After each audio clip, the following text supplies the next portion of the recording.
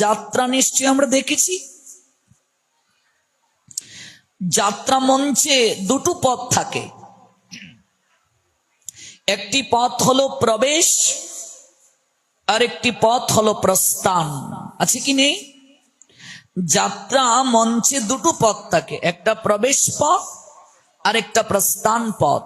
এই যাত্রা মঞ্চে দেখবেন সবাই সেজে গুজে উঠে আছে। সাজ ছাড়া কেউ যাত্রা মঞ্চে উঠে? মেকআপ ছাড়া উঠবে? উঠবে না।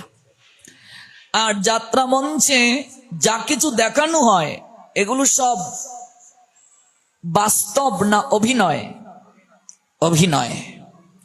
যাত্রা মঞ্চে একটা নারী আপনাকে জড়িয়ে ধরে কাঁদলো, ওগো তুমি আমায় ছেড়ে কোনোদিন যেও না, তোমায় ছাড়া আমি কি করে থাকবো গো, কান্না করছে। তুমি আমার স্বামী, তোমায় ছাড়া আমি এক মুহূর্ত কল্পনা করতে পারি না।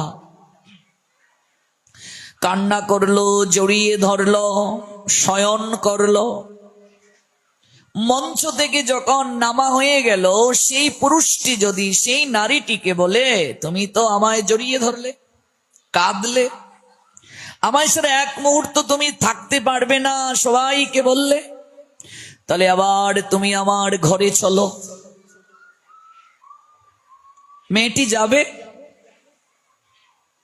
সমাজ মানবে? বলবে একটু আগে যে বললে, বলছে আরে এটা তো অভিনয় ছিল, এটা তো অভিনয়, এটা তো বাস্তব নয়, এটা অভিনয়। সংসারটাও হলো যাত্রা মঞ্চ। ভালো করে বুঝুন, এটি না বুঝলে আজকের আলোচ্য বিষয় আমরা কিচ্ছু বুঝবো না। সংসারটা হলো যাত্রা মঞ্চ। আমরা যারা এই সংসার নামক যাত্রা মঞ্চে এসেছি, এই মঞ্চেরও দুটো পথ আছে, প্রবেশ রূপ পথ যাকে বলে জন্ম, আর প্রস্থান রূপ পথ যাকে বলে মৃত্যু। এই যাত্রা মঞ্চের দুটি পথ, সংসার যাত্রা মঞ্চের। প্রবেশ হলো জন্ম আর প্রস্থান হলো মৃত্যু। যাত্রা মঞ্চে একজন পরিচালক থাকেন কিনা, দিক নির্দেশনা দেন কিনা? উপর থেকে একজন আমাদের সকল কিছু দিক নির্দেশনা দিয়ে আমাদের চালাচ্ছেন। এই যাত্রা মঞ্চে আমরা অভিনয় করছি। আপনি যাকে ছাড়া মুহূর্তকাল থাকতে পারবেন না, টিকতে পারবেন না, সুখ দুঃখের কথা বিনিময় করছেন যাকে কেন্দ্র করে, সেই প্রেয়সী কিংবা প্রেয়স আপনার আমার। এটা অভিনয়ের জন্য এই চরিত্রগুলোকে আমরা পেয়েছি কিছু কালের জন্য। যতদিন অভিনয়ে চলবে ততদিন তাদের সঙ্গে আমরা আছি, কিন্তু যেদিন মৃত্যুরূপী মহাপ্রস্থান আমাদের সংসার যাত্রা মঞ্চে হবে, সেই দিন ওরা কেউ আমাদের আর সঙ্গে যাবে না, সঙ্গে যাবে না। আমরা যে পোশাক পরিধান করেছি, যাত্রা মঞ্চে দেখবে পোশাক পরিধান করে অভিনয়ে যাওয়া হয়, এটা মানুষের পোশাক। পরিচালক মানুষের পোশাক দিয়েছেন, তাই মানুষ। ছাগলের পোশাক দিলে ছাগল, বিড়ালের পোশাক দিলে বিড়াল, গরুর পোশাক দিলে গরু। এই দেহটা হলো পোশাক, কেমন?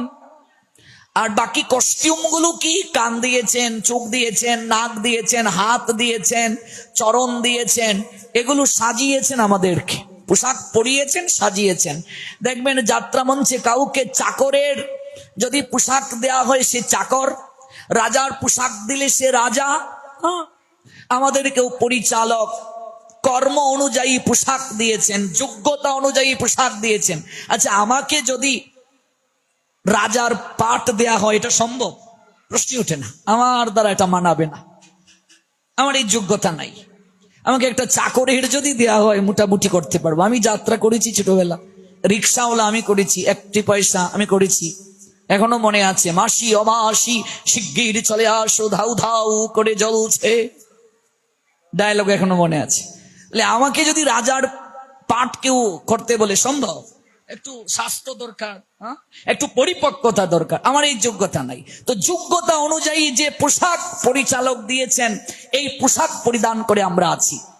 মানুষের পোশাক, ছাগলের পোশাক, বিড়ালের পোশাক, টিকটিকির পোশাক, বৃক্ষলতা গুল্মের পোশাক, কৃমি কীটের পোশাক, জলজা নবলক্ষানি স্থাবরা লক্ষ বিংশতি কৃময়া রুদ্র শঙ্ককা পক্ষিনাম 10 লক্ষ নাম 30 লক্ষ জ্ঞানী পশব চাতুর্লক্ষানি মানুষা। এগুলো হলো পোশাক। কেমন? এগুলো যোগ্যতা অনুযায়ী দেয়া হয়। যোগ্যতা আছে তাই পরিচালক মানুষের পোশাক পরিয়ে দিয়েছেন। যা, এটা যে পোশাক প্রমাণ কোথায়? প্রমাণ আছে গীতার 2য় অধ্যায়ের 22 নং শ্লোকে। বাসাংসি জীর্ণানি যথা বিহায় নবানি গৃহন্নাতি নর অপরাণী তথা শরীরানি বিহায় জীর্ণানি অন্নানি সংয়াতি নবানি দেহি। মানুষ যেমন পুরাতন বস্ত্র ত্যাগ করে নতুন বস্ত্র পরিধান করে, আত্মাও তেমনি এই পুরাতন শরীর রূপী বস্ত্র ত্যাগ করে নতুন আরেকটা শরীর রূপ বস্ত্র গ্রহণ করে। এই শরীরটা হলো পোশাক কিংবা কাপড়।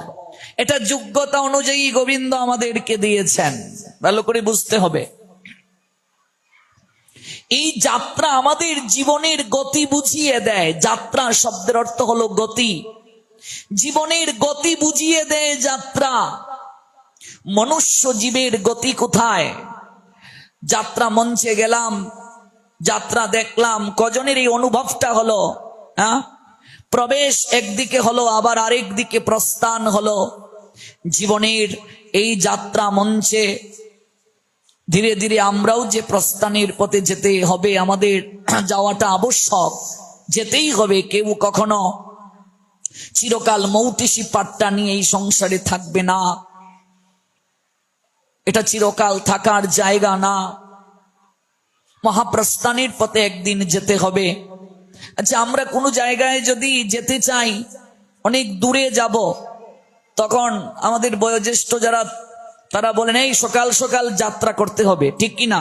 সকাল সকাল যাত্রা করতে হবে। দেখুন, যাত্রা শব্দটা আছে, যাত্রা মানে গতি, যাত্রা মানে রওনা দেয়া, যাত্রা মানে গমন। যাত্রা মানে কি? গমন।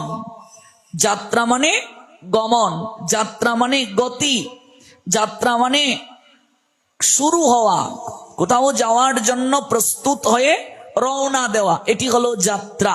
তাহলে এই উৎসবগুলোর পিছনে যাত্রা শব্দটা কেন? রাস যাত্রা মহোৎসব, দোল যাত্রা মহোৎসব, ঝুলন যাত্রা মহোৎসব, স্নান যাত্রা মহোৎসব, রথযাত্রা মহোৎসব, প্রত্যেক মহোৎসবের পূর্বে যাত্রা শব্দটা আছে।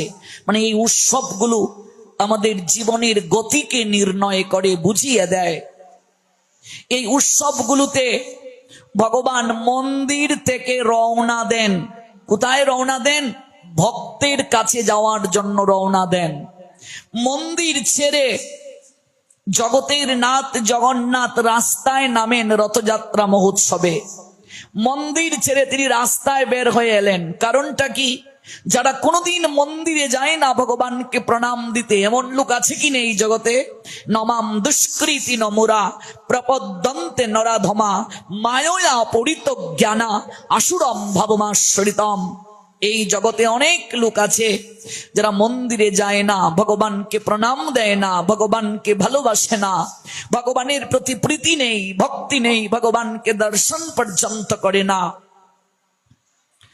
তারাও তো ভগবানের সন্তান নাকি? ভগবান যদি জগৎ পিতা হন, তাহলে যে সন্তানটা তার আইন পালন করছে না, সেও তো ভগবানের সন্তান। তারাও যেন ভগবানের কৃপা থেকে বঞ্চিত না হয়, এই জন্য ভগবান মন্দির ছেড়ে রাজপথে নামেন। ওরে, তোরা আমার কাছে না যেতে পারিস, আমি তো তোদেরকে কৃপা করার জন্য তোদের কাছে যেতে পারি। জগতের নাথ রাস্তায় নামেন, রাস্তায় বের হন তিনি আমাদেরকে দর্শন দ্বারা কৃপা করার জন্য।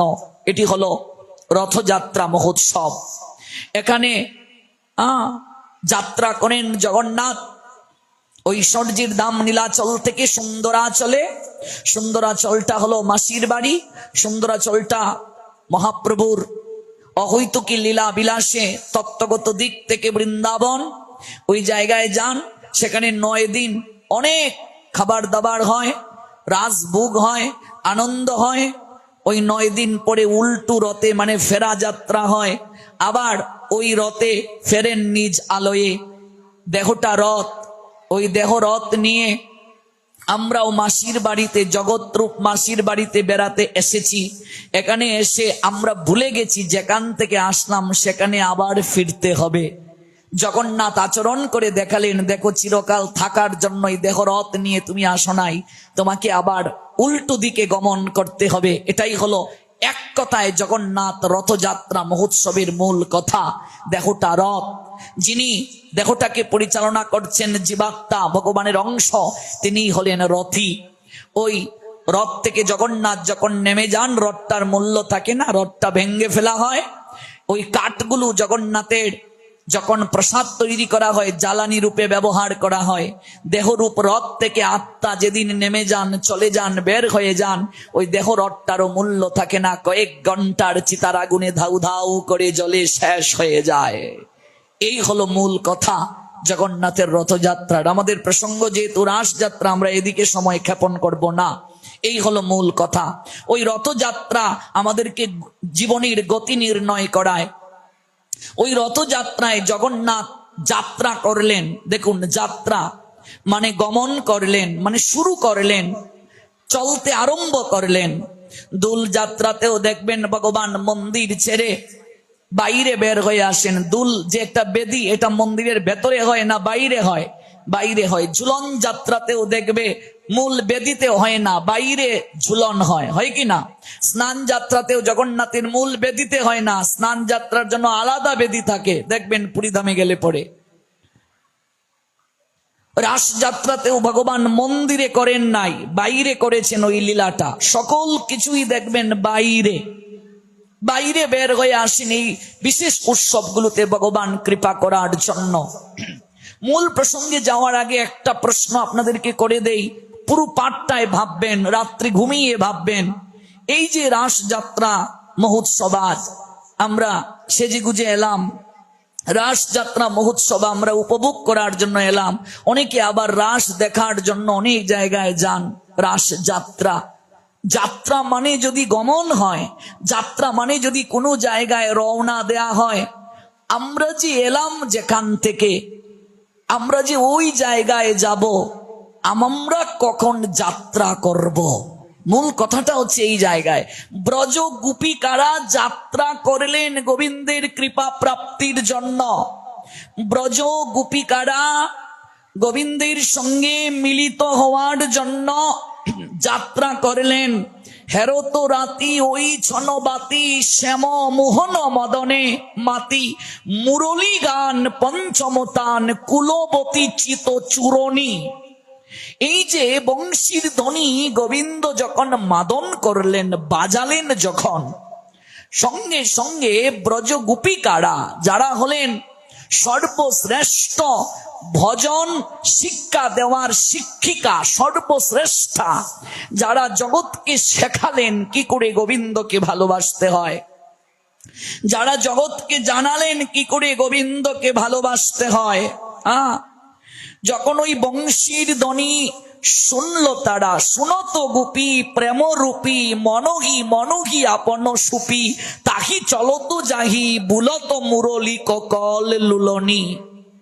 এই যে শ্রবণের সঙ্গে সঙ্গে বংশীর ধ্বনিটা, ডাকটা শোনার সঙ্গে সঙ্গে গোপিকারা, যাদেরকে অনুসরণ করে, যাদের আনুগত্যে আমরা ভজন করব, মনের উৎসবে কত ব্রজের রমণী, ফেলিয়া দুহন কার্য চলিলা অমনি। কেউ কেউ দুহন কার্যে ছিলেন, কেউ কেউ দুগ্ধ দুহন করছেন।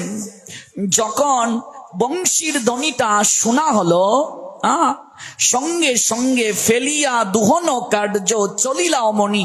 বাঁশির ধ্বনিটা যখন কানের মাঝে এসে বাজলো, সঙ্গে সঙ্গে দুহন কার্যটাকে রেখে দৌড়াতে শুরু করলেন, যাত্রা শুরু করে দিলেন। যাত্রা শুরু করে দিলেন তারা। যাত্রা শব্দটা আগে বুঝুন। রাস মানে কেবল নাচানাচি নয়, যাত্রা শুরু করে দিলেন তারা। কেহবা করিতেছিল দুগ্ধ আবর্তন, কেউ দুধ জাল দিচ্ছিল, রাখিয়া চুল্লির মধ্যে করিলা গমন। চুলার মাঝে পাত্রে দুধ দিয়ে দুধ গরম করছেন কেউ কেউ গোপিকারা। যখনই বংশীর ধ্বনিটা কানে এলো, যখনই কানে এলো, সঙ্গে সঙ্গে তারা ছুটলো। এই যে দুধ যে পাত্রের মাঝে আছে এদিকে খেয়াল নাই, সঙ্গে সঙ্গে ছুটলো। অপর গোপিকা চলিলেন সেই কণে, নিষ্পন্ন যাবক অন্ন রাখিয়া হুতাসনে। কেউ কেউ পাত্রের মাঝে অন্ন দিয়েছে ফুটানোর জন্য, চালটা অর্ধ ফুটেছে, সেদিকে খেয়াল নাই, সঙ্গে সঙ্গে দৌড় দিয়েছে, যাত্রা করে দিল। কেহবা কৃষ্ণেতে মন নিবিষ্ট করিয়া পরিবেশনিক কর্মে বিরত হইয়া শিশুর অধরে পয়ুদর দিতেছিল। কেউ স্তনটা শিশুর মুখের মাঝে দিয়েছে। না হইতে তৃপ্তি তার তেজিয়া চলিল। কিন্তু বাঁশির ধ্বনিটা যখন শুনলো, বাচ্চাটা দুগ্ধ যে পান করছিল সেদিকে খেয়াল নাই, সঙ্গে সঙ্গে কুলের শিশুটাকে ধুলায় ফেলে যাত্রা শুরু করে দিল। ভাবা যায় কোন রাজ্যের কথা আমরা শ্রবণ করছি, অনুভব করা যায়। কুলের বাচ্চাটা দুগ্ধ গ্রহণ করছে, কুলের বাচ্চাটা দুগ্ধ গ্রহণ করছে। ওই বাচ্চাটাকে স্তনের অগ্রভাগ মুখে দিয়েছেন মা, বাচ্চাটা দুগ্ধ গ্রহণ করছে, টেনে টেনে দুগ্ধ গ্রহণ করছে।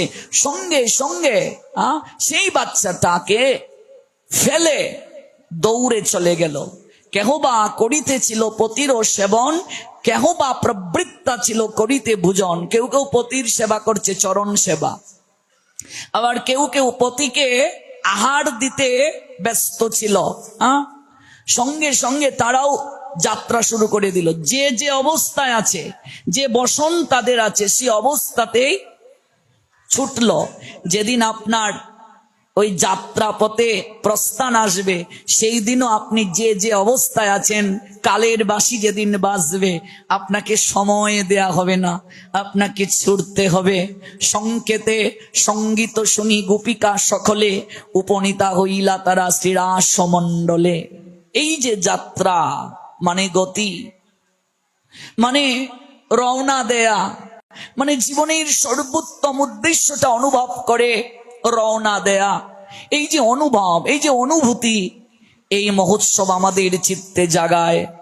এটি হলো সকল রসের মূলাধার, এটি হলো সকল লীলার সর্বোত্তম লীলা।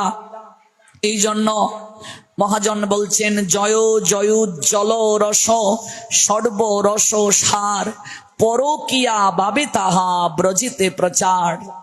এই যে রাস, এটি এসেছে রস শব্দ থেকে। কোন শব্দ থেকে এলো? রস শব্দ থেকে রাস। রয় আকার দন্ত স, রাস। রস, রস মানে তরল না শক্ত। চিত্ত যতদিন পর্যন্ত কৃষ্ণ প্রেমে তরল না হবে, দ্রবীভূত না হবে, ততদিন পর্যন্ত এই লীলা অনুভব যেমন সম্ভব নয়, আমার মতো কামুক ব্যক্তির পক্ষে, আমার মতো দুরাচারীর পক্ষে আস্বাদনও সম্ভব নয়। রস মানে তরল। চিত্ত যতক্ষণ পর্যন্ত কৃষ্ণ নামে, কৃষ্ণ প্রেমে দ্রবীভূত না হবে, ততক্ষণ পর্যন্ত এটি অনুভূত সম্ভব নয়। রস, তার সঙ্গে দেখুন রয় আকার, আকার আছে কি নেই? এই আকার দ্বারা মহাজন বুঝিয়েছেন আকাঙ্ক্ষা। যতদিন পর্যন্ত চিত্তে আকাঙ্ক্ষা থাকবে, যতদিন পর্যন্ত চিত্তে মায়ারূপী আকাঙ্ক্ষা থাকবে, ততক্ষণ পর্যন্ত তার রস আস্বাদন সম্ভব নয়। রয় আকার দন্ত রাস, সবাই এই রস আস্বাদন করতে পারবে না। কেন? কারণ রয়ের সঙ্গে আমাদের ভাগবত আচার্য যখন আকার দিয়ে দিলেন, রয় আকার, মানে মায়ারূপী আকাঙ্ক্ষা। যতদিন পর্যন্ত বিষয়ের আকাঙ্ক্ষা থাকবে, যতদিন পর্যন্ত কামনার আকাঙ্ক্ষা থাকবে, ততদিন পর্যন্ত কেউ রাসে অংশগ্রহণ করতে পারবে না। রয় আকার দন্ত স, আকার দ্বারা আকাঙ্ক্ষাকে বোঝানো হয়েছে। আকার মানে মায়ারূপী আকাঙ্ক্ষা, আমাদের চিত্তে যে বহুবিধ আকাঙ্ক্ষা, ওই আকাঙ্ক্ষার যতদিন পর্যন্ত পরিমার্জন না হবে, সমাপ্ত না হবে, ইতি না টানতে পারবো আমি, ততদিন পর্যন্ত এই রসমাধুরী আমার পক্ষে আস্বাদন করা সম্ভব নয়। সর্বপ্রথমেই দেখুন ভাগবত আচার্য শুকদেব গোস্বামীপাদ পরীক্ষিত মহারাজকে অনুভব করাচ্ছেন এই রাস কার শোনে হলো। দশম স্কন্ধের 29তম অধ্যায়েই তো রাস ব্যাখ্যা আছে। রাসের প্রথম শ্লোকটা কেউ জানেন কি? রাসের প্রথম শ্লোক, ভগবান পিতা রাত্রি শারদ উৎফল্ল মল্লিকা বিক্ষরন্তুং মনশ্চক্রে যুগমায়া উপাশ্রিত। বলছেন এই রাস যিনি করলেন, বলছেন ভগবানপি, স্বয়ং ভগবান। রাসটা করলেন কে? স্বয়ং ভগবান। ভগবানের কোনো অংশ বা কলাও নয়। কে স্বয়ং ভগবান? কৃষ্ণস্তু স্বয়ং ভগবান। একমাত্র স্বয়ং ভগবান হলেন কৃষ্ণ। বাকি যত অবতার আছে তার অংশ কিংবা অংশের অংশ, এমনকি রাম, এমনকি নৃসিংহ, এমনকি বামন, এমনকি মৎস্য, কুর্ম, বরাহ, যত ভগবানের রূপ আছে ওনারা কেউ সম্পূর্ণ নয়, মানে স্বয়ং নয়। একমাত্র স্বয়ং হলেন কৃষ্ণ। এত চাংসকলা, কৃষ্ণস্তু স্বয়ং ভগবান। ভগবান কৃষ্ণই হলেন সম্পূর্ণ, যার মাঝে 64টা গুণ রয়েছে। স্বয়ং ভগবান যিনি, তার মাঝে 6টা গুণ সম্পূর্ণ রূপে থাকবে। বিষ্ণু পুরাণ বলছেন একমাত্র কৃষ্ণ স্বয়ং ভগবান। শুকদেব গোস্বামীপাদ সর্বপ্রথমেই শ্লোকটা পরীক্ষিত মহারাজকে শ্রবণ করিয়ে আমাদেরকে বুঝাচ্ছেন, শুনো, এখন যে লীলা আমি বলছি, পরীক্ষিত, পরীক্ষিত মানে পরীক্ষায় উত্তীর্ণ যারা। পরীক্ষিত শব্দের অর্থ কি? পরীক্ষায় উত্তীর্ণ, যে এই জগৎ পরীক্ষা ক্ষেত্রে যে উত্তীর্ণ হতে পারে সেই হলো পরীক্ষিত। উত্তীর্ণ মানে কি? মৃত্যুরূপী তক্ষক সর্প। তক্ষক সর্প হলো মৃত্যু। মৃত্যুরূপী তক্ষক সর্প আমাদের পিছন থেকে ধেয়ে আসছে। জগতে আমরা সবাই পরীক্ষিত। আমাদেরও আয়ু শনি থেকে শুক্র পর্যন্ত, মাত্র কয় দিন? 7 দিন। তক্ষক রূপী সর্প পিছন থেকে ধেয়ে আসছে, যে কোনো মুহূর্তে আমায় দংশন করবে। যদি আমি শুক মুনির চরণে আশ্রিত নিতে পারি, ব্যাসদেবের কোন প্রতিনিধির চরণে আশ্রিত হয়ে বসে ওই অহৈতুকী অপ্রাকৃত কৃষ্ণ লীলা মাধুরী আস্বাদন করতে পারি, তাহলে এই জগৎ রূপ পরীক্ষা ক্ষেত্রে মৃত্যুরূপী তক্ষক সর্পের দংশনেও আমার কিছু হবে না। আমার জন্য অন্তিমে বৈকুণ্ঠ থেকে রথ আসবে বৈকুণ্ঠেশ্বরের নৈকট্যে যাওয়ার জন্য। ওই পরীক্ষিতকে উদ্দেশ্য করে বলছেন, শুনো পরীক্ষিত, আমি তোমায় এখন যে লীলা শ্রবণ করাবো, এই লীলা যিনি আস্বাদন করলেন, ওই রাস লীলা স্বয়ং ভগবান। কাজেই এই লীলাকে প্রাকৃত জগতের কোন পুরুষ আর প্রকৃতির কোন লীলা ভাববে না। সর্বপ্রথমেই শর্ত দিয়ে দিলেন শুকদেব গোস্বামীপাদ, প্রাকৃত জগতের কোন পুরুষ নারীর সম্বন্ধ ভাববে না। প্রাকৃত জগৎ আর অপ্রাকৃত জগতের মাঝে পার্থক্যটা কি? প্রাকৃত জগৎ হলো যে জগৎ বিনাশ হয়ে যাবে, যে জগতে মৃত্যু আছে, যে জগতে ভয় আছে, যে জগতে দেহ ধারণ করলে জরা ব্যাধি যন্ত্রণা মৃত্যু কামনা বাসনা এগুলো থাকবে, মলমূত্রের ভান্ডার থাকবে শরীরে। আর অপ্রাকৃত জগৎ হলো নিত্য, এটার বিনাশ নাই। অপ্রাকৃত দেহ, যে দেহে কখনো কামনা নাই, কেবল লীলারস আস্বাদন, যে দেহে রোগ নাই, ব্যাধি নাই, যন্ত্রণা নাই, যে দেহে দাড়ি উঠে না, গোফ গজায় না, কদিন পর পরই দরকার হয় না, এগুলো কেমন?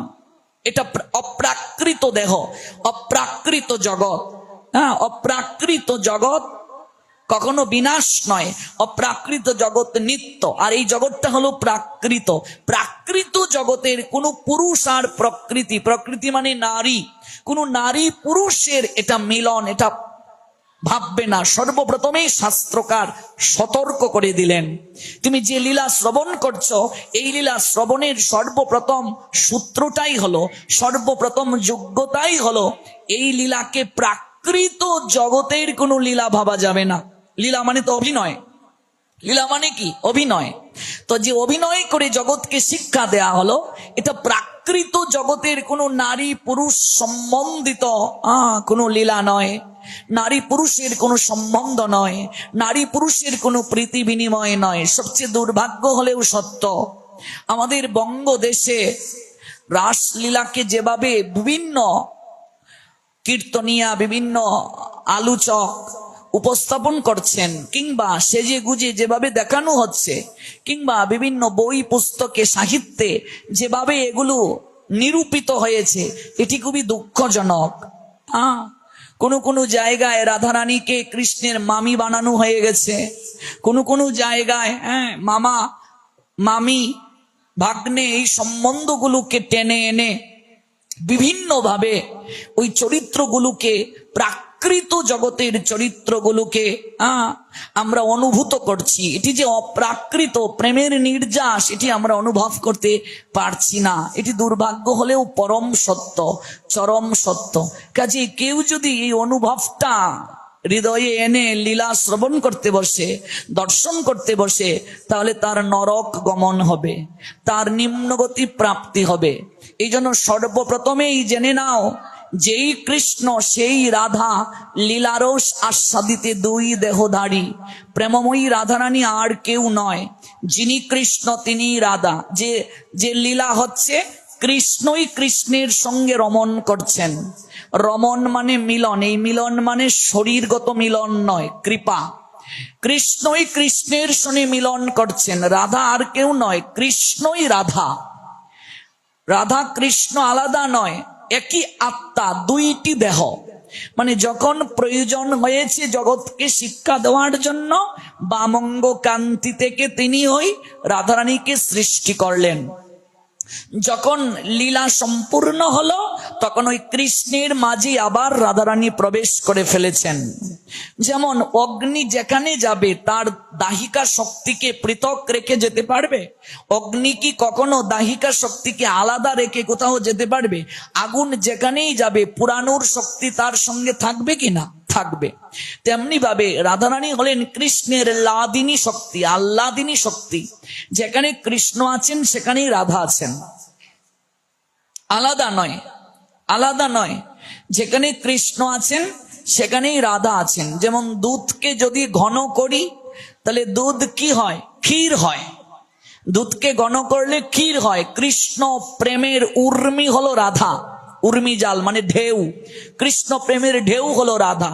অগ্নির উত্তাপ যেমন শক্তি, কৃষ্ণের উত্তাপ কিংবা শক্তি, লাদিনী শক্তি হলো প্রেমময়ী রাধারানী। অর্থাৎ এই লীলা কৃষ্ণ কৃষ্ণের সঙ্গেই করছেন, আলাদা কেউ নয়। এই তত্ত্বটা আগে ভেতরে প্রবেশ করাতে হবে, যে এই যে লীলাটা হচ্ছে, এই লীলাটা আয়ানের বউ নয়, জটিলা কুটিলা শাশুড়ি ননদী আরেক বেটার বউ, এইরকম চিন্তা যে আনবে, সর্বপ্রথমেই শাস্ত্রকারগণ বুঝিয়ে দিলেন। কেমন ভাগবতে কোথাও এগুলো পাবে না। কেমন এগুলো পরবর্তীতে, বিশেষ করে আমি বাংলা সাহিত্যের ছাত্র, ওই বাংলা সাহিত্যে পড়তে গিয়ে আমরা সাহিত্য রসে শ্রীকৃষ্ণ কীর্তন যে কাব্য, ওই কাব্যে এগুলো পাওয়া যায়। কিন্তু এগুলো আমাদের শাস্ত্রের যে আচার্যগণ, ওই আচার্যগণ কখনো স্বীকৃতি দেন নাই যে রাধা কৃষ্ণের মামি, এই সেই অনেক কিছু। এবং এই অপ্রাকৃত স্বয়ং মদন মোহন ভগবান যে লীলারস আস্বাদন করছেন, তিনি হলেন পূর্ণ ভগবান। এটি বললেন, পূর্ণ ভগবান মানে কৃষ্ণচন্দ্র সব যুগে তিনি আসেন না। এখানে শাস্ত্র বলে দিলেন, সত্য ত্রেতা দাপর কলি যখন ৭১ বার ঘুরে, ভালো করে বুঝবেন, সত্য ত্রেতা দাপর কলি, এই যে ৪টা যুগ, এই ৪টি যুগ যখন ৭১ বার ঘুরে, সত্যযুগের আয়ু কত? 17,28,000 বছর। ত্রেতা যুগের আয়ু কত? 12,96,000 বছর। দাপর যুগের আয়ু কত? 8,64,000 বছর। কলি যুগের আয়ু কত? 4,32,000 বছর। এই সত্য, ত্রেতা, দাপর, কলি, এই 4টা যুগ যখন 71 বার ঘুরবে, কয়বার ঘুরবে? 71 বার, মানে 12,96,000, 17,28,000, 8,64,000, 4,32,000, 71 বার যখন ঘুরবে তখন হবে ব্রহ্মার মাত্র একদিন। ওই সত্য, ত্রেতা, দাপর, কলি 71 বার ঘুরলে দিব্য যুগে পূর্ণ ভগবান কৃষ্ণচন্দ্র একবার কেবল আসেন লীলারস আস্বাদন করার জন্য, একবার কেবল আসেন। আর তিনি হলেন পূর্ণ ভগবান কৃষ্ণ, যে কৃষ্ণ আজ থেকে 5,000 বছর আগে এসেছিলেন, ওই দিব্য যুগে তিনি এসেছিলেন। তন্মধ্যে মন্বন্তর আছে, মনুর যাতায়াত আছে, অনেক ব্যাখ্যা, ওই তত্ত্বে গেলে সময় পাবো না। তখন পূর্ণ ভগবান কৃষ্ণ আসেন এবং তিনি যখন এই লীলা বিলাস সম্পাদন করলেন তখন তার বছর 9 বছর প্লাস, মানে 9 বছরের কিছুটা উপরে যখন এই রস তিনি আস্বাদন করলেন। সর্বপ্রথমেই গোস্বামীগণ সিদ্ধান্ত দিলেন, যদি কেউ রাস লীলা জগৎকে দেখায়, এটা তো দেখানোর বিষয় নয়, অনুভবের বিষয়, সেজে গুজে যারা দেখাচ্ছে, যদি 9 বছরের উপরে কোনো ছেলে কৃষ্ণ সাজে, 7 বছরের উপরে কোনো মেয়ে রাধা সাজে, যুগল দেখায়, তাহলে ওরা যেমন নরকগামী হবে, যারা দেখবে তারাও নরকগামী হবে। এটি সর্বপ্রথম সতর্কবার্তা। তাহলে কীর্তনে বা বিভিন্ন জায়গায় যে রাধা কৃষ্ণ সাজা হচ্ছে, তারা কি কিশোর কিংবা কিশোরী না যুবক যুবতী? সিরিয়ালে যে রাধা কৃষ্ণের লীলা দেখাচ্ছে, এই লীলাগুলোতে যারা অভিনয় করছে রাধা কৃষ্ণ, ওরা কিশোর কিশোরী না যুবক যুবতী? সিরিয়ালে যে বস্ত্রহরণ দেখানো হচ্ছে, তারা যুবক যুবতী না কিশোর কিশোরী? তাহলে এগুলো দর্শন করলেও শাস্ত্রে আচার্যগণ বললেন আমাদের নিম্ন গতি প্রাপ্তি হতে হবে। কারণ কিশোর কিশোরী, নরোত্তম দাস ঠাকুরও বলে দিলেন কিশোর ও কিশোরী, অর্থাৎ এই লীলাটা হলো কিশোর কিশোরী বয়সে। তারপরে 100 বছর গোবিন্দ চলে গেলেন মথুরায় কর্তব্য সম্পাদনের জন্য, বৃন্দাবনে এলেন না, সে অনেক ঘটনা। কাজেই বৃন্দাবনের যে রসতত্ত্ব আস্বাদন, এটা কিশোর বয়সে, কিশোর বয়সে, অথচ এটিকে ভিন্নভাবে উপস্থাপন করা হচ্ছে বিভিন্ন জায়গায়, বিভিন্ন ছবিতে, বিভিন্ন সিরিয়ালে। হিন্দুদের সবচেয়ে একটা বড় দোষ কি? আমরা প্রতিবাদ করি না, আমরা নিজের শাস্ত্রগ্রন্থ জানার চেষ্টা করি না, বোঝারও চেষ্টা করি না, পড়িও না। লোকের মুখে শুনে শুনে আমরা অনেকেই ধর্ম বুঝি, ধর্ম পালন করার চেষ্টা করি, ধর্ম যাচাই করার চেষ্টা করি। অনেকে আবার সিরিয়াল দেখে দেখে বিভিন্ন প্রশ্নও করে, এটি কখনো উচিত নয়। তাহলে সর্বপ্রথম আমাদেরকে যে সিদ্ধান্তটা দিয়েছেন শাস্ত্রকার, যিনি এই লীলা করলেন তিনি স্বয়ং ভগবান। দ্বিতীয় কথা হলো, তিনি কিশোর বয়সে ওই লীলা সম্পাদন করেন এবং তিনি নিজেই নিজের শোনে এই লীলা আস্বাদন করছেন। কারণ এখানে গোপী যারা, এখানে রাধারানী যারা, তারই অংশ সদৃশা, আলাদা কেউ নয়, আলাদা কেউ নয়। এবং এটা অধিকার, অধিকার দিলেন গোবিন্দ। এটি হলো ভজনের সর্বোত্তম নির্যাস, এটি কৃপা। কেমন? এটি হলো কৃপা প্রাপ্তি। রাধারানী কৃষ্ণের স্ত্রী নয়, প্রেয়সী তত্ত্ব। রাধারানী হলেন কৃষ্ণের প্রেয়সী তত্ত্ব, এই জন্য বলা হয়েছে পরকিয়া। এখানে পরকিয়া মানে এই নিজের স্বামী রেখে অন্য স্বামীর সঙ্গে রমণ করা, কিংবা স্ত্রী রেখে অন্য স্ত্রীর সঙ্গে রমণ করা, এই জড় জগতের পরকিয়া নয়, ভালো করে বুঝতে হবে। তাহলে এখানে কৃষ্ণদাস যে বলেন শুনতে নেই, আর রাশির গভীর তত্ত্ব যত্রতত্র আলোচনাও করতেন। যদি ছিদ্র রস যেমন থাকে না, আপনি জল দিয়ে এলেন কোনো জমিতে, আইল যদি ভাঙ্গা থাকে ওই জল যেমন অন্যের জমিতে চলে যাবে, এই জলটা যেমন স্থায়িত্ব হবে না, তেমনি ভাবে ওই তত্ত্ব সর্বসমক্ষে সব জায়গায় আলোচ্য বিষয় নয়। যতটুকু আলোচ্য বিষয় ততটুকুই আলোচনার কথা বলা হয়েছে। তাহলে এখানে পরকীয়া ভাবে যাহা ব্রজেতে প্রচার, কৃষ্ণদাস বললেন মন্দির পরিক্রমা সংকীর্তনে। তাহলে এখানে কি বুঝাতে চাচ্ছেন তিনি? এটার সিদ্ধান্ত দিলেন চমৎকার শাস্ত্রকার। বললেন এই জগতে কোনো নারী যদি তার স্বামীকে রেখে অন্য কোনো স্বামীর সঙ্গে সম্পর্ক রাখে, তাহলে সেই নারীকে কুলটা বলা হয়, এই সম্পর্কটাকে পরকীয়া বলা হয়। কিন্তু ভাগবতে আশ্চর্য কথা বললেন, অভিনব শিক্ষা দিলেন। ভাগবত বললেন একটা নারীর মূল স্বামী হলো জগৎ স্বামী কৃষ্ণ। যে নারী জগৎ স্বামী কৃষ্ণের আরাধনা করে না, কৃষ্ণ সেবা করে না, প্রাকৃত জগতের পতিকে নিয়ে স্বামীকে নিয়ে পড়ে থাকে, সেই হলো কুলটা। কথাটা কিন্তু অত্যন্ত গভীর। এটি আমি বুঝাতে পেরেছি কিনা জানি না। জগৎপতি কৃষ্ণকে যে আরাধনা করে না, কৃষ্ণ সেবা যে করে না, অনিত্যপতি প্রাকৃত জগতের রক্তে মাংসে গড়া পতি, যার একদিন বিনাশ হয়ে যাবে। এর জন্য আমি বলেছিলাম যে এটা অভিনয়, এই জগৎ নাটকের মঞ্চ যা দিয়ে আমি শুরু করেছিলাম, স্টেপ টু স্টেপ না গেলে তো বুঝবো না। এটি যেহেতু সংসার যাত্রা মঞ্চ, যাত্রা করতে গিয়ে যেমন আমরা একটা স্ত্রী পেয়েছি, স্বামী পেয়েছি, এটার স্থায়িত্ব এই জগৎ পর্যন্তই। যতক্ষণ পর্যন্ত সংলাপ চলবে, যতক্ষণ পর্যন্ত অভিনয়টা চলবে, ততক্ষণ পর্যন্ত।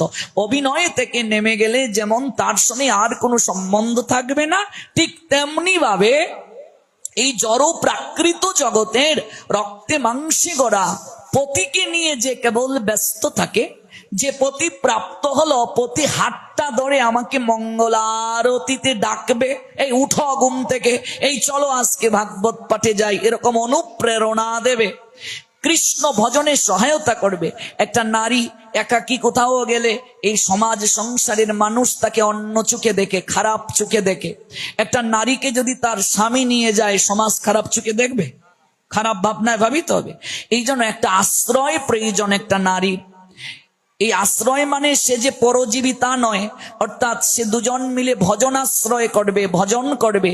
ওই স্বামীর দায়িত্ব স্ত্রীকে নিয়ে ভজন রস আস্বাদন করা, ভজনে প্রবৃত্ত হওয়া, তাকে হাত ধরে ভাগবতে নিয়ে যাওয়া, সন্ধ্যা একসঙ্গে বসে আহ্নিকাদি করা, আরতি করবে, আরেকজন এগিয়ে দেবে। আমি দেখেছি এরকম একটা পরিবারকে, ঘুম থেকে উঠেই একজন ওয়াশরুমে চলে গেলেন স্নান করতে, আরেকজন মুছে নিচ্ছেন আঙ্গিনাটা, উনি এসে আরতির সরঞ্জামাদি তৈরি করলেন, তিনি স্নান আদি করে আরতির জন্য দাঁড়ালেন, একজন এগিয়ে দিচ্ছে, আরেকজন আরতি করছে, দুজন মিলে সবজি আমানি করছে, একজন রান্না করছে, আরেকজন দ্রব্যগুলো এগিয়ে দিচ্ছে। আচ্ছা ভাবুন তো, এর মতো জীবনে আর সংসারে সুখ কিছু থাকতে পারে? এটা কি বৈকুণ্ঠের বাগান নয়? এই জন্যই পতি প্রাপ্তি। এই পতি আমাকে জগৎ পতির কাছে নিয়ে যাবে, এই পতি আমাকে ভজন সঙ্গিনী রূপে গ্রহণ করেছে। কিন্তু এই পতি যদি আমার শয্যা সঙ্গী হয়, আর আমাকে যদি শয্যা সঙ্গিনী বানিয়ে ফেলে, এই পতি যদি জগৎ পতির আরাধনা করতে আমাকে নিষেধ করে বাধা দেয়, তাহলে আমি কুলটা হয়ে গেলাম, পতিতা হয়ে গেলাম। কত বড় কথা ভাগবত বলছেন। এই জন্য ওই যে ব্রজ গোপিকাগণ যারা পতির সেবা করছিল, বাঁশির ধ্বনি শুনে ওরা ছুটে চলে গেল। আচ্ছা বলুন তো, আপনি আপনার পতির সেবা করছেন, এই সময় কেউ বাঁশি বাজালো, কোন পুরুষ বাঁশি বাজালো, আপনি তাকে আহাররত অবস্থায় যদি বাসা থেকে বের হয়ে নিচে নেমে যান, মানুষ আপনাকে কি বলবে? কি বলবে বলুন তো, কি বলবে? কিন্তু ব্রজ গোপিকারা যার কাছে ছুটে গিয়েছেন, তিনি হলেন প্রকৃত স্বামী। এই জন্য জগৎ সংসার তাদেরকে কুলটা বলে নাই। গৌর প্রেমানন্দে। এই জন্য জগৎ সংসার তাদেরকে কুলটা বলে নাই। যার কাছে ছুটে গিয়েছে, অন্য কারো কাছে ছুটে যায় নাই। কার কাছে ছুটে গিয়েছে? স্বয়ং কৃষ্ণের নিকটে ছুটে গিয়েছে। আচ্ছা ভাবুন, জড় সুখ বিসর্জন দিয়ে সকল কিছু, যে অবস্থায় আছে, এই অবস্থা থেকে তারা ছুটে গেল। এই অবস্থা থেকে তারা ছুটে গেল। আর যারা যেতে পারে নাই তাদের দেহটা পড়ে রইল, মনটা চলে গেল। এগুলো আমরা প্রসঙ্গে শ্রবণ করব। তারা ছুটে চলে গেল। এটা প্রাকৃত জগতের কোনো সম্বন্ধ নয়। প্রাকৃত কোনো পুরুষ বাঁশি বাজালো আমি চলে গেলাম না, এটা অপ্রাকৃত স্বয়ং মদন মোহন ভগবান, যিনি আমাদের প্রকৃত আশ্রয়স্থল, যার সঙ্গে একমাত্র সম্বন্ধ স্থাপনই আমাদের মুখ্য। দেখুন, এই আলোচনাগুলো তো তত্ত্ব আলোচনায় অনেকের জীবাণু ভাব এসে যায়, ঘুম ভাব এসে যায়, আমরা বুঝতে পারি না। এগুলো বুঝতে গেলে ভজন প্রয়োজন, এগুলো বুঝতে গেলে সাধনা প্রয়োজন।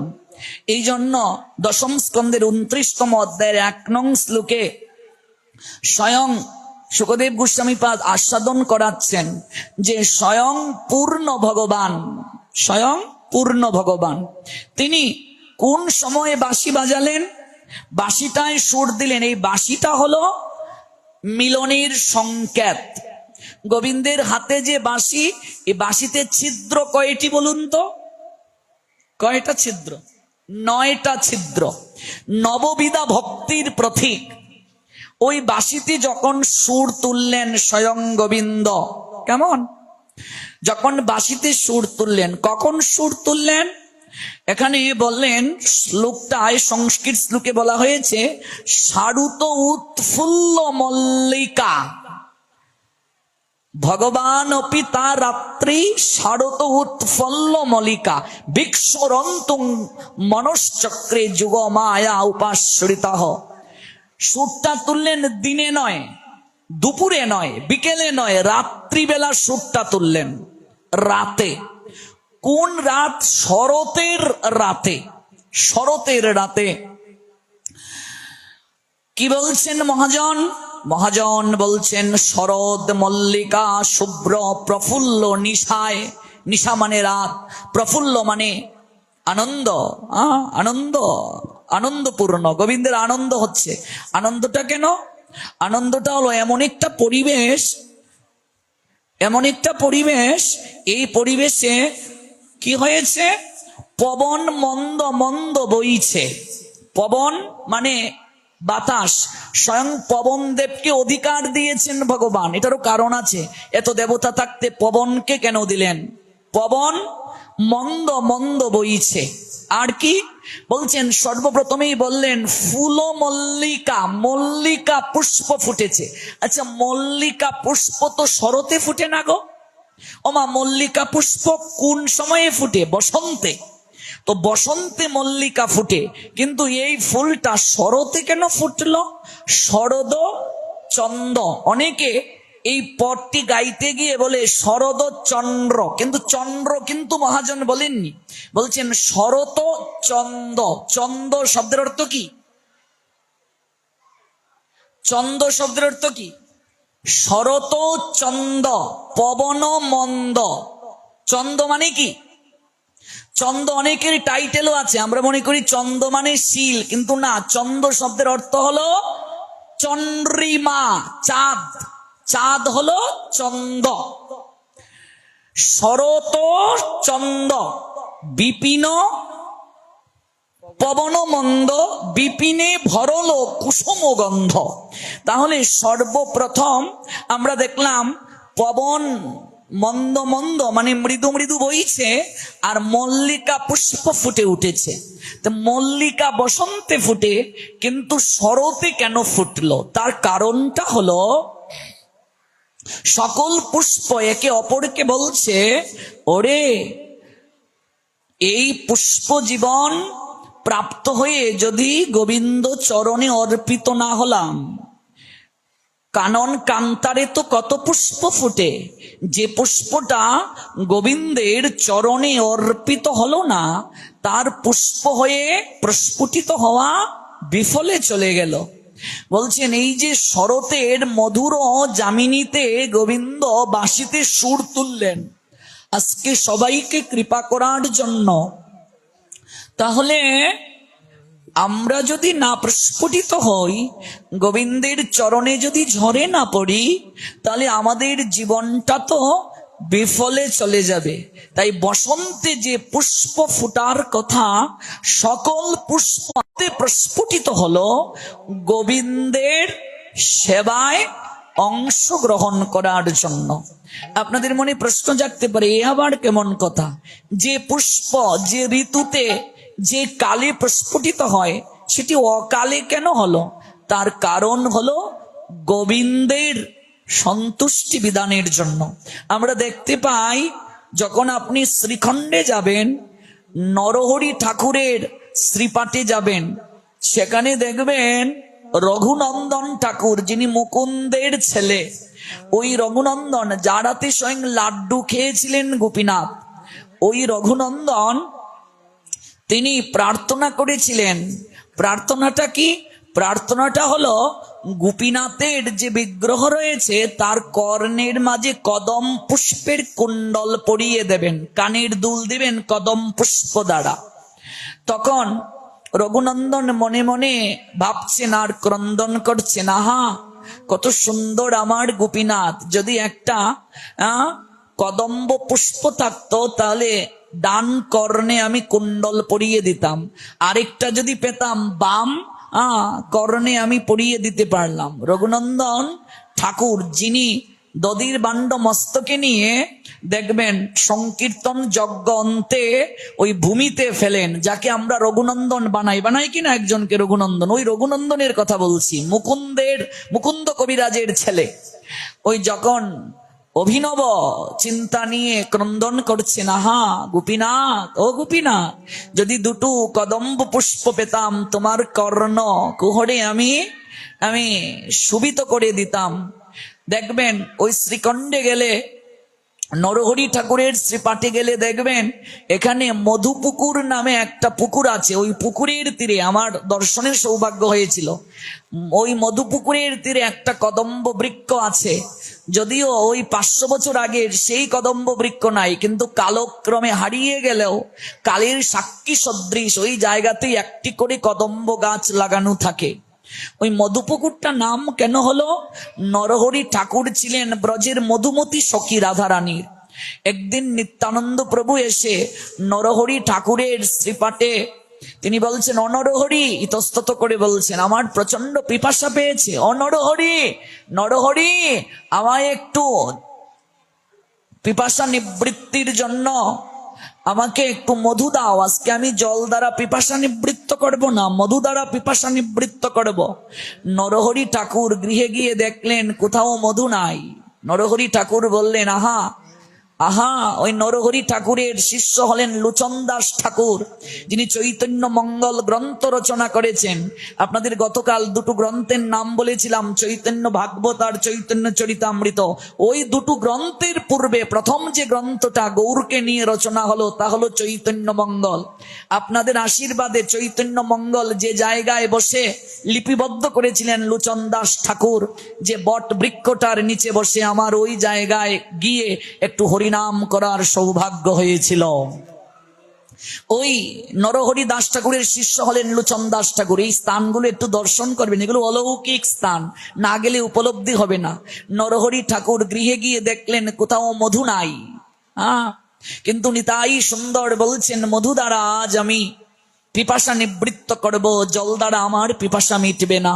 নরহরি ঠাকুর কাঁদতে লাগলেন, আহা আমার প্রভু আমার কাছে একটু মধু চাইলেন, আমি তাকে একটু মধু আস্বাদন করাতে পারবো না, এই জীবন আর রেখে কি হবে? আমার আরাধ্য প্রভু আমার কাছে একটু মধু চাইলেন, আমার গৃহে মধু নাই। ওই নরহরি ঠাকুরের কুঠিরের পাশেই যে সরোবরটা ছিল, পুকুরটা ছিল, ডুবা ছিল, ওই ডুবার জলটা মাটির পাত্রে নিয়ে কাঁদতে কাঁদতে নরহরি ঠাকুর ওই জলের সঙ্গে অশ্রু মিশিয়ে দিচ্ছেন, টপ টপ করে চোখ থেকে জল পড়ছে, আর বলছেন, আমি যদি সত্যিকার অর্থে গৌরকে ভালোবাসি, আমি যদি সত্যিকার অর্থে নিতাইকে ভালোবাসি, যদি সত্যি কৃষ্ণ নামের, গৌর নামের, নিতাই নামের শক্তি থাকে, মহিমা থাকে, যদি নামে, আমি তো শুনেছি শিলাও জলে বাসে, যে মহাপাপী তারও পাপ স্খলন হয়ে যায়, যার চিত্ত শিলার নিয়ায়, মরুভূমির নিয়ায়, তার চিত্তটা পর্যন্ত উর্বর হয়ে যায়। আমি যদি সত্যিকার অর্থে গৌর ভালোবাসি, আমি যদি নিতাই ভালোবাসি, তাহলে আমার প্রভুর মনোবাসনা পূরণ করার জন্য ওই জল মধুতে রূপান্তরিত হবে, নতুবা আমি এই সরোবরে ঝাঁপ দিয়ে ওই কলসি, মাটির কলসি গলায় বেঁধে ওই সরোবরের জলে ঝাঁপ দিয়ে আমি প্রাণ তেজিব। আর আমি সত্যিকার অর্থে যদি নিত্যানন্দ ভালোবেসে থাকি, নিতাই গৌরাঙ্গের যদি অহৈতুকী নামে শক্তি থাকে, ওই জলটা মধু হয়ে যাবে। কাঁদতে শুরু করছেন নরহরি ঠাকুর। ওই মাটির পাত্রে যখন তিনি জল নিয়ে অঝুর ধারায় কাঁদছেন, সঙ্গে সঙ্গে দেখলেন তাকিয়ে ওই পাত্রের মাঝে আর জল নাই, ওই জল মধুতে রূপান্তরিত হয়ে গেছে। গৌর প্রেমানন্দে ওই জল মধুতে রূপান্তরিত হয়েছে। নরহরি ঠাকুর ওই মাটির পাত্রে মধু নিয়ে নিত্যানন্দ চরণে গিয়ে কেঁদে কেঁদে বলছেন, প্রভু এই নাও মধু, তুমি তোমার পিপাসা নিবৃত্ত করো। নিত্যানন্দ বলছেন, নরহরি সত্যি করে বলো তো, আমি যতদূর জানি তোমার গৃহে তো মধু নাই, তুমি মধু কোথা থেকে পেলে? দুটো চরণকে জড়িয়ে ধরে নরহরি ঠাকুর কেঁদে কেঁদে বলছেন, প্রভু যে নামে এত শক্তি, সেই নামে জল কি মধু হতে পারে না? যে নামে মহাপাতকী পর্যন্ত ভয় পেয়ে দ্রুত পলায়ন করে, ওই নামের অসীম শক্তিতে জল কি মধু হতে পারে না? প্রভু তুমি কৃপা করে আস্বাদন করো। দুটো চরণ জড়িয়ে ধরে নরহরি কাঁদছেন। প্রভু মধু আস্বাদন করলেন। আজও সেই পুকুরটা আছে, বিশাল পুকুর। এই পুকুরের নাম মধু পুকুর। যখন আমি দর্শন করতে গেলাম, সঙ্গে ভক্তরাও ছিল, আমি গ্রন্থে পড়েছিলাম, যখন ওই পুকুরটার সম্মুখে গেলাম, তাকিয়ে রইলাম, ওই পুকুরের জল সারা গায়ে ছিটিয়ে দিলাম, আমরা একটু জল গ্রহণ করলাম। আজও তো সেই পুকুর আছে, কিন্তু ওই পুকুরের জলটা আর মধু হয় না। কারণ নরহরি ঠাকুরের মতো এমন করে আমরা নিতাইকে, গৌরকে ভালোবাসতে পারি না। গৌর নামের মহিমা এখনো আছে, নিতাই নামের মহিমা এখনো আছে, কৃষ্ণ নামের শক্তি এখনো আছে, কিন্তু নরহরি ঠাকুরের মতো আমরা এমন করে নয়ন নীরে ভাসতে পারি না, ডাকতে পারি না। ওই মধু পুকুরের তীরে একটা কদম্ব বৃক্ষ গেলে দেখবেন যে বৃক্ষের মাঝে 12 মাস দুটো করে কদম ফুল ফুটত। রঘুনন্দন ঠাকুর গোপীনাথের চরণে কেঁদে কেঁদে বলেছিলেন, যদি দুটো করে কদম্ব পুষ্প পেতাম, প্রতিদিন তোমার কর্ণের মাঝে আমি দুল পরিয়ে দিতাম, তোমায় দর্শন করতে কত ভালো লাগতো। তখন কদম্ব পুষ্প প্রস্ফুটিত হওয়ার সময় না, বর্ষায় কদম্ব পুষ্প প্রস্ফুটিত হয়। আচ্ছা বলুন তো, বর্ষা ছাড়া অন্য কোনো ঋতুতে কদম্ব পুষ্প কি পাওয়া যায়? কিন্তু রঘুনন্দন ঠাকুর ওই কদম্ব বৃক্ষের নিচে কাঁদতে কাঁদতে হা গোপীনাথ বলে তিনি আচারীকে বললেন, আমার ইচ্ছে হলো গোপীনাথের কর্ণে দুটো কদম ফুল আমি পরিয়ে দিতে। তাকিয়ে দেখলেন বৃক্ষের মাঝে দুটো কদম্ব পুষ্প প্রস্ফুটিত হয়ে গেছে গোপীনাথের সেবায় অর্পিত হওয়ার জন্য। প্রতিদিন 12 মাসে প্রতিদিন দুটো করেই কদম ফুল ফুটতো, আর বেশি নয়, কেবল দুটি পুষ্প ফুটতো। আজও সেই জায়গায় কদম গাছ আছে, কিন্তু অকালে তো আর ফুল ফুটে না। আমার ওই জায়গায় দাঁড়িয়ে এত কান্না পেয়েছিল যে প্রভু নিত্য লীলা এখনো করছেন, কিন্তু আমরা রঘুনন্দনের মতো এমন করে ভালোবাসতে পারি না। আজ নরহরি ঠাকুরের শ্রীপাঠে গিয়ে দেখবে, রঘুনন্দন ঠাকুরের শ্রীপাঠে গিয়ে দেখবে সেই গোপীনাথ আছেন, যে গোপীনাথের হাতে অর্ধ লাড্ডু, যে লাড্ডু শিলা হয়ে আছে। আজও ভগবান গোপীনাথ আহার গ্রহণ করেন, আমার হাতে নয়, কারণ আমি রঘুনন্দন ঠাকুরের মতো এমন করে গোপীনাথকে বলতে পারি না, গোপীনাথ এই নাও লাড্ডু গ্রহণ করো। আমি নরহরি ঠাকুরের মতো জল নিয়ে কেঁদে কেঁদে বলতে পারি না, তুমি তো মধু আস্বাদন করতে যাচ্ছ, এ জল কৃপা করে আমি যদি বিন্দু মাত্র গৌর নিতাই ভালোবেসে থাকি, মধু হয়ে যাও।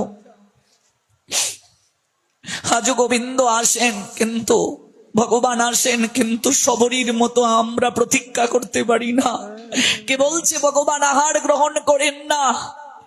আমরা সবরীর মতো ভালোবেসে রঘুপতি রামচন্দ্রের মুখে এমন করে একটু ফল তুলে দিতে পারি না।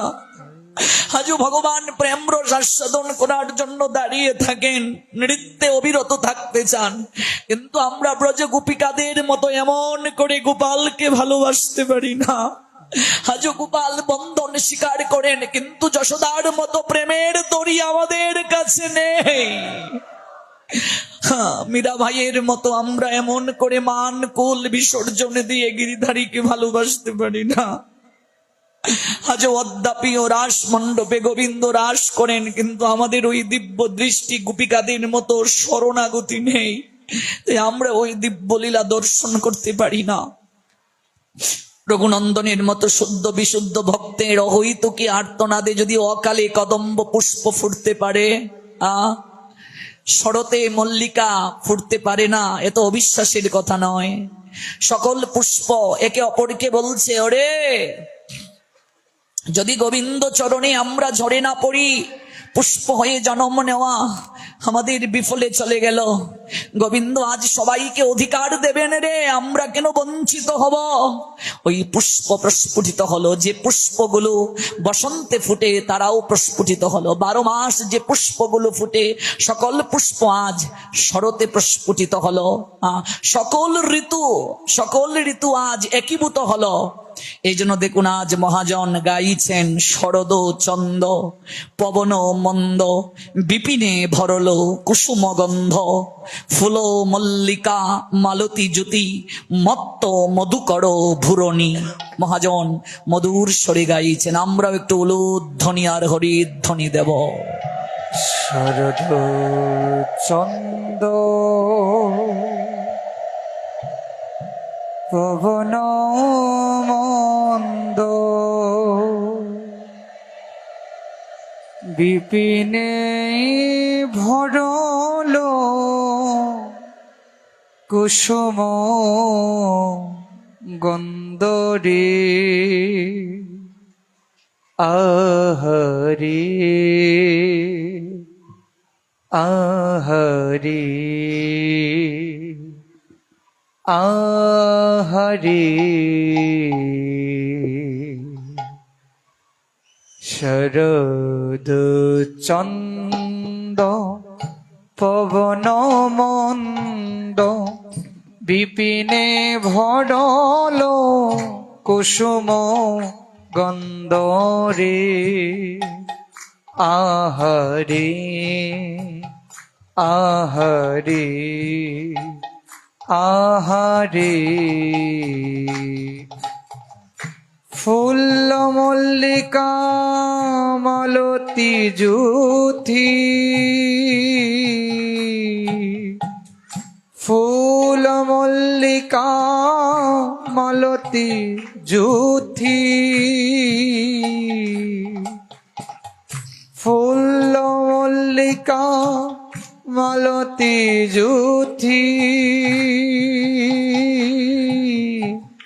মত্ত মধু কর ভূরণী, মত্ত মধু কর ভূরণী, আহা মত্ত মধু কর ভূরণী রে, আহারে আহারে আহারে। আজ ধীরে ধীরে পবন বহে, দেখো দেখো ধীরে ধীরে পবন বহে, ধীরে ধীরে পবন বহে। গোবিন্দ সেবায় অংশ নেবে বলে ধীরে ধীরে পবন বহে। তর গোবিন্দ সেবায় অংশ নিবে বলে ধীরে ধীরে পবন বহে, ধীরে ধীরে পবন বহে। পবনটা বইছে কেমন করে? একেবারে ধীরে ধীরে।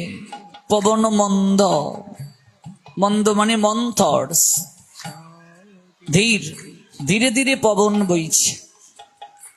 চন্দ্রিমা উদিত হয়েছে আকাশে, দেখো চাঁদ উঠেছে, চাঁদ উঠেছে,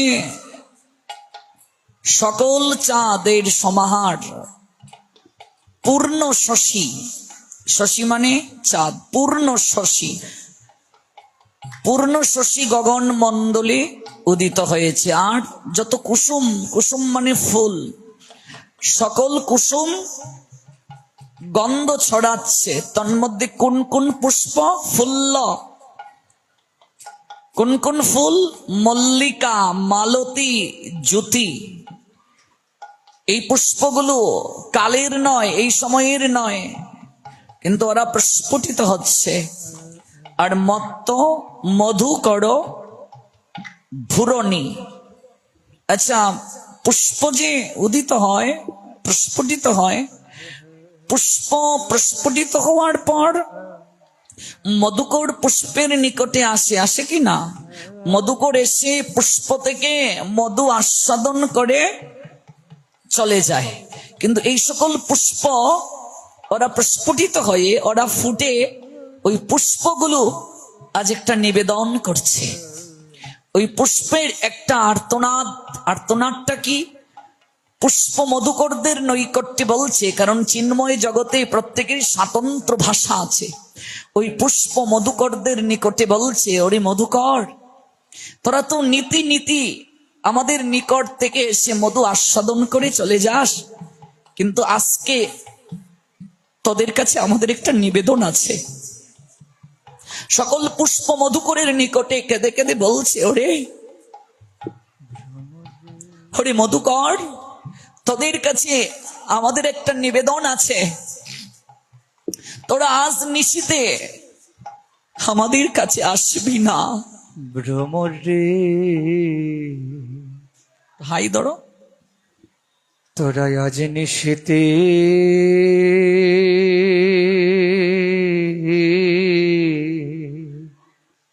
কাছে আসিস না।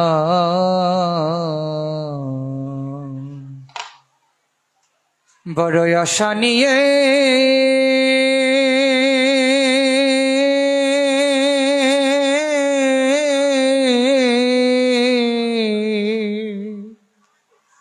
ও বড় আশা নিয়ে ফুটে রয়েছি, তোরা আজ নিশীতে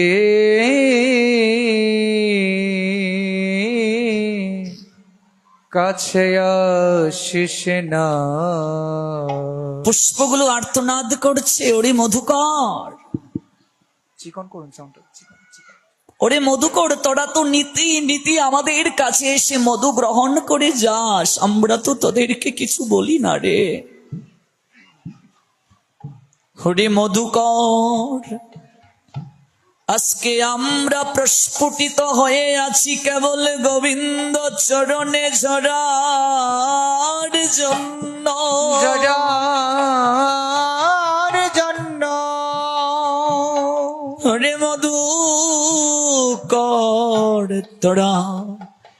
তোরা তো নীতি নীতি এসে মধু পান করে যাস, আজকের এই নিশীতে তোরা আমাদের কাছে আসিস না। তোরা আজ নিশীতে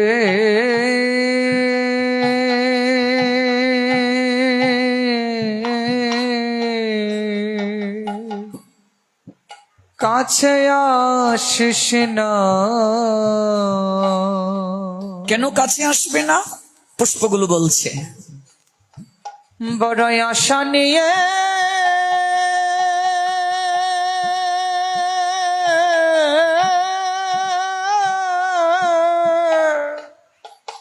বড় আশা নিয়ে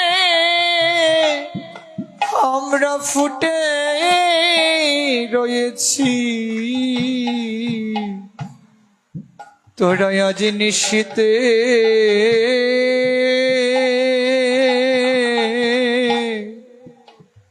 কাছে আসিস না।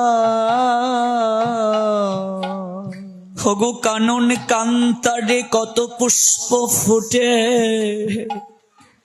সবে পুষ্প কি আর গোবিন্দের চরণে অর্পিত হয়? যে পুষ্প গোবিন্দ চরণে অর্পিত হলো, তার পুষ্প হয়ে প্রস্ফুটিত হওয়া ধন্য হলো। আজ গোবিন্দ সেবা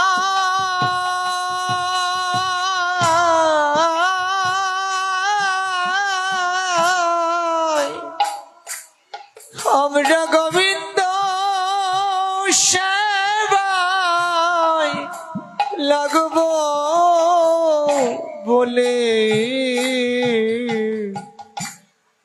বড় আশা নিয়ে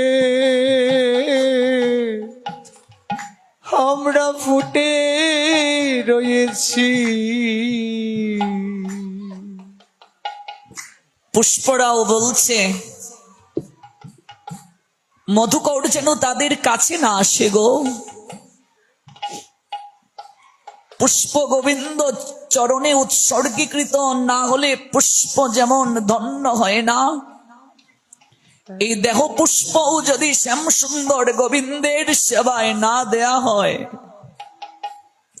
প্রাকৃত জগতের কোন মধুকর যদি এই দেহ পুষ্প ভাণ্ডের মধু খেয়ে যায়, আর যদি গোবিন্দ সেবায় গোবিন্দ চরণে উৎসর্গ না হয়, তাহলে এই মনুষ্য জীবন লাভ করা বিফলে চলে গেল গো। এই জন্য বলছে তোরা নীতি নীতি মধু গ্রহণ করিস রে, আজকে তোরা কাছে আসবি না। আমরা বড় আশা করে ফুটে আছি রে, গোবিন্দ চরণে আমরা অর্পিত হব বলে বড় আশা করে আমরা ফুটে উঠেছি। আমরা এলাম এই মনুষ্য জীবনে লাভ করে, আমরাও তো কথা দিয়ে এসেছি গোবিন্দের কাছে তোমার সেবা করব বলে। আমাদের ভবের মাঝে কেবল আশা আর যাওয়াই সার হলো না গো, অসার হলো। আসলাম আর গেলাম, কিন্তু আমরা অর্পিত হতে পারলাম না, নিচেকে দিতে পারলাম না, আমরা ওই চরণে আমরা দিতে পারলাম না। তাই দেখুন মহাজন কি বলছেন, হরি হে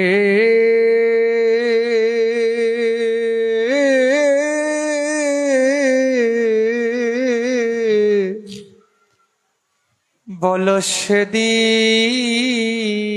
কবে হবে। মহাজন প্রার্থনা করছেন আমাদের সেদিন কবে হবে, আমাদের কবে হবে সেই দিনটা। এই ভবের মাঝে আসা যাওয়া তোমায় ডাকা হলো না,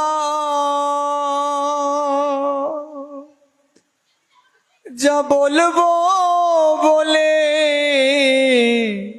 এসেছিলাম আমাদের বলা হলো না।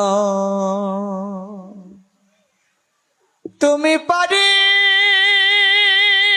করতা আমি শুনি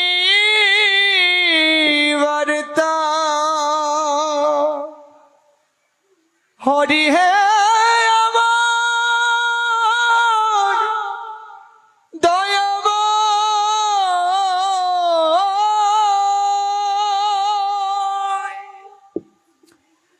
তুমি পারি করতা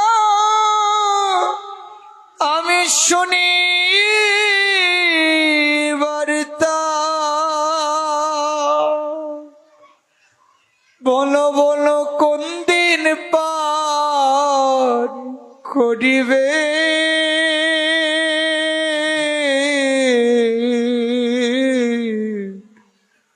আমার সেদিন কবে হবে। এই মহাজনের আর্তনাদ আমাদের হৃদয়ের আর্তনাদ গো। আমাদের কবে সেদিন হবে, ওই কৃপাটা কবে আমাদের প্রাপ্তি হবে, সেদিন কবে হবে। সবাই অধিকার প্রাপ্ত হলো গো, সবাই অধিকার প্রাপ্ত হলো। প্রকৃতি নানা সাজে আজ সাজলো গোবিন্দ সেবায়, তারা অংশগ্রহণ করবে, লীলায় পুষ্টি সাধন করবে।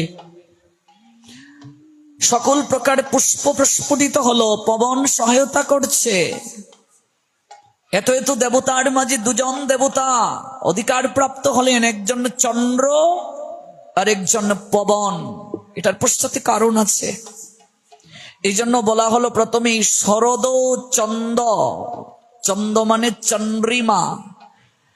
এই শরতের চন্দ্রিমা রাস তো দুবার হলো, দুই প্রকার রাস। একটা হলো শারদীয় রাস, একটা হলো বসন্তের রাস, এখনের রাসটা হলো শারদীয় রাস। তো শরদু চন্দ পবন মন্দ, বিপিনে ভরলো কুসুম গন্ধ, সকল কুসুম সুগন্ধ প্রস্ফুটিত করলো, প্রকাশ করলো। ফুল্ল মল্লিকা মালতী ঝুতি মত্ত মধুকর ভুরণী, মধুকররা গুনগুন করছে, গুনগুন করে মধুকর গাইছে, দেখো কি সুন্দর করে ভ্রমর গান গাইছে। দেখো দেখো নীল গগনে চাঁদ উঠেছে, নীল গগনে চাঁদ উঠেছে, আজি রাশি রাশি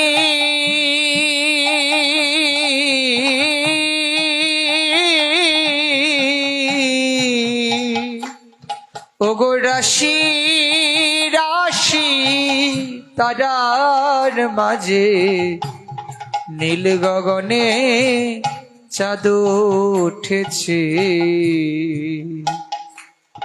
আজি শুলকলা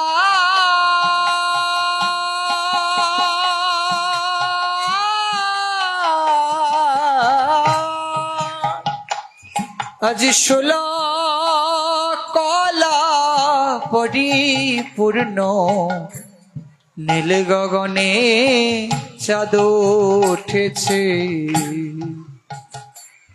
দেখো নীল গগনে চাঁদ উঠেছে,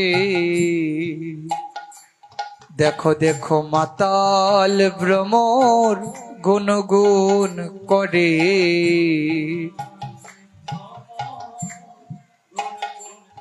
দেখো মাতাল ভ্রমর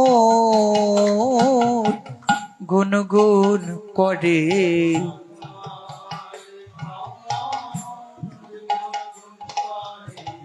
আজি বেশি মধু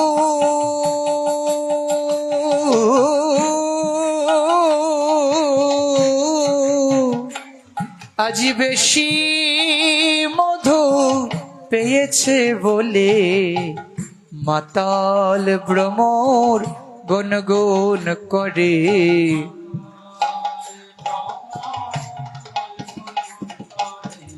আজি বেশি মধু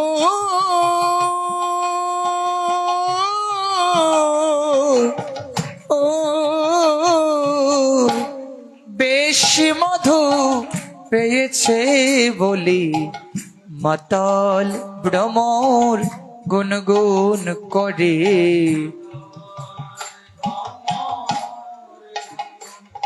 দেখো মাতাল ভ্রমর নেচে উঠেছে,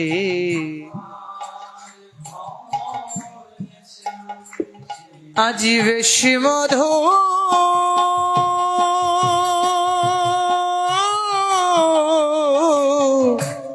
বেশি মধু পেয়েছে বলি, মাতাল ভ্রমর নেচে উঠেছে,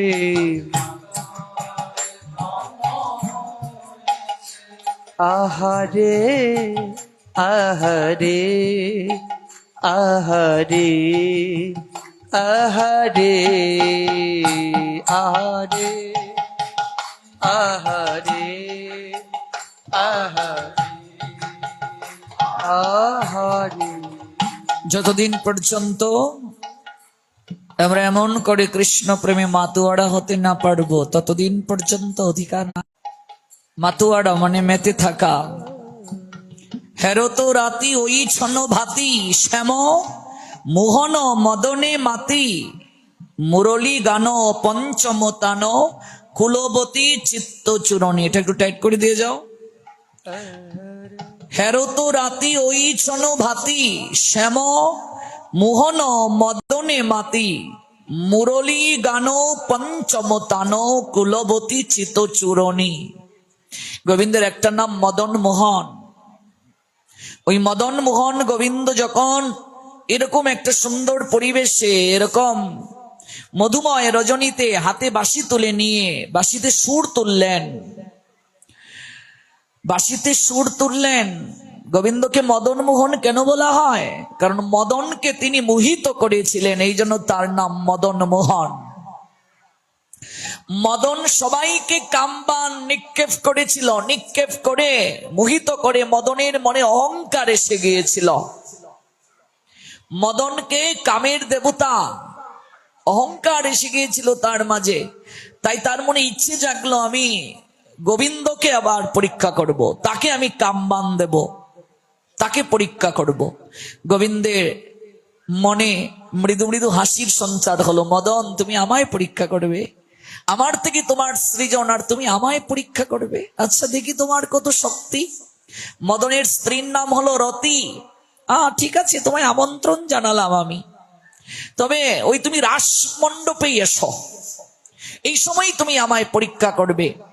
মদন কামবান নিক্ষেপ করেছি গোবিন্দের দিকে, ওই বাণ যখন নিক্ষেপ করলো, ওই বাণ গোবিন্দের নৈকট্যে এসে গোবিন্দকে 4 বার প্রণাম করে পরিক্রমা করলো।